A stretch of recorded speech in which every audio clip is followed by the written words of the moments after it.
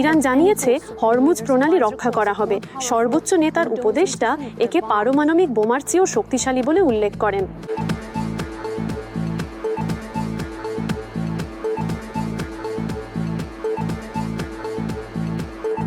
ট্রাম্পের মতে যুক্তরাষ্ট্র ইরান উত্তেজনা থাকলেও হরমুজ প্রণালী খোলা থাকায় তেল সরবরাহ ও বাণিজ্যিক জাহাজ চলাচলে বৈশ্বিক বাজার আশ্বস্ত হয়েছে।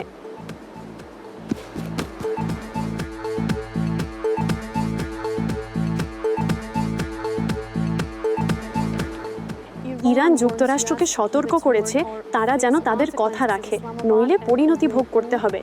এদিকে ইসলামাবাদ ওআইসিতে টানাপোড়েন দেখা দিয়েছে এবং পাকিস্তান অবিলম্বে উত্তেজনা প্রশমনের আহ্বান জানিয়েছে।